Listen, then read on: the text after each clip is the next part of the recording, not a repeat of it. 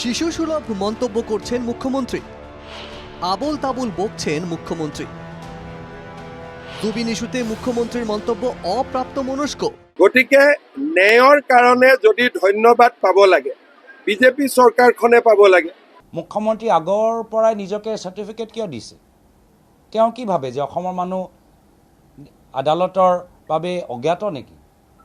আইনী প্ৰক্ৰিয়াৰ বাবে আমিতো তুৰন্ত ন্যায় দি দিলোঁ। বাৰম্বাৰ আজি তেওঁলোকে মিডিয়াত আহি আবুল তাবুল কথা কোৱাতকৈ অসম আৰক্ষীক সম্পূৰ্ণভাৱে সহায় কৰক, যাৰ ফলত তেওঁলোকে একটা full proof water tight case বনাব পারে। ন্যায় পাওয়া গেল কিনা কে বলবে সেটা? মুখ্যমন্ত্রী বলবেন না জুবিনের পরিবার বলবে, গরিমা বলবেন? এ প্রশ্ন তুলে গৌরবের দাবি, কোনে কব যে ন্যায় দিয়া গ'ল? জুবিন গাৰ্গৰ পৰিয়ালে ক'ব লাগিব এইখিনি কথা? মুখ্যমন্ত্ৰীয়ে প্ৰমাণ দিব নেকি?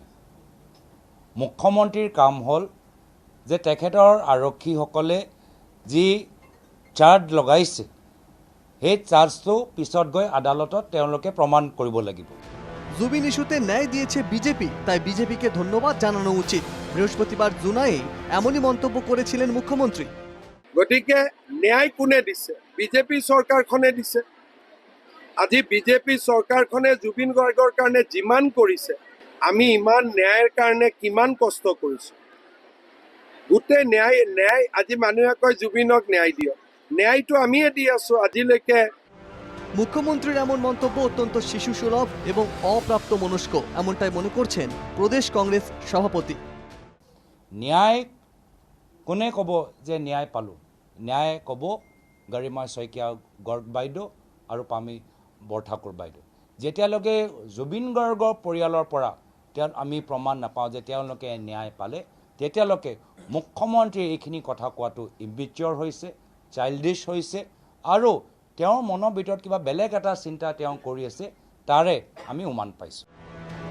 জুবিন মামলায় বিজেপি সরকার বলেই এত ক্ষিপ্রতার সঙ্গে কাজ হয়েছে।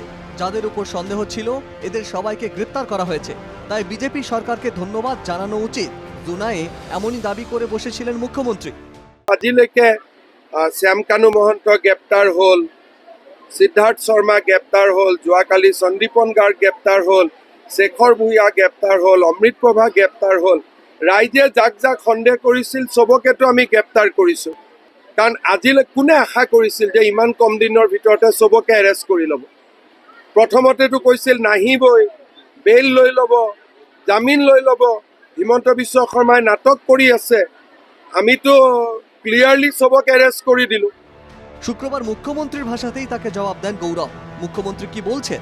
আদালতে তার কোনো গুরুত্ব থাকবে না, কোর্ট চায় প্রমাণ, আর তাই আবোল তাবোল বকা বাদ দিয়ে সঠিক তথ্য প্রমাণ জোগাড় করতে বলুন পুলিশকে। মুখ্যমন্ত্রীকে পরামর্শ যোরহাটের সাংসদে। কিবা কাৰণত তেওঁলোকে প্ৰমাণ কৰিব নোৱাৰিলে তেতিয়া মুখ্যমন্ত্ৰী বিফল হ'ব।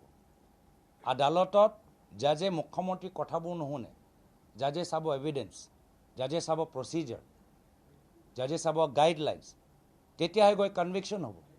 যেতিয়ালৈকে কনভিকশ্যন নহয়, মুখ্যমন্ত্ৰী আগৰ পৰাই নিজকে চাৰ্টিফিকেট কিয় দিছে? তেওঁ কি ভাবে যে অসমৰ মানুহ আদালতৰ বাবে অজ্ঞাত নেকি? আইনী প্ৰক্ৰিয়াৰ বাবে আমি অজ্ঞাত নেকি? আমি নাজানো নেকি যে কেনেদৰে কেতিয়াবা পুলিচে ভালদৰে ইনভেষ্টিগেশ্যন নকৰিলে গোটেই কেছটোৱে ফেইল হৈ যায়। উল্লেখ্য, এখনই জুবিনের রহস্য মৃত্যুর চার্জশিটই দিতে পারেনি পুলিশ। চার্জশিট জমা হবে, তারপর শুরু হবে বিচার এবং এরপর ন্যায় পাওয়া বা না পাওয়া, সে এক দীর্ঘ প্রক্রিয়া। কিন্তু মুখ্যমন্ত্রী এখন থেকেই ন্যায়ের কথা বলতে শুরু করে দিয়েছেন। তাহলে কি ২৬-এর বিধানসভার কথা মাথায় রেখেই অতি দ্রুত জুবিন ইস্যুকে হাইজ্যাক করতে চাইছেন মুখ্যমন্ত্রী? প্রশ্ন এ নিয়েও শুক্রবারই জিজ্ঞাসাবাদের জন্য এসআইটি গ্রেপ্তার করেছে জুবিনের ২ দেহরক্ষীকে। জুবিনের মৃত্যু রহস্য থেকে এখনো যোজন দূরে পুলিশ। এই পরিস্থিতিতে ন্যায়ের কথা সত্যিই শিশু সুলভ। Bureau report, NKTV Bangla.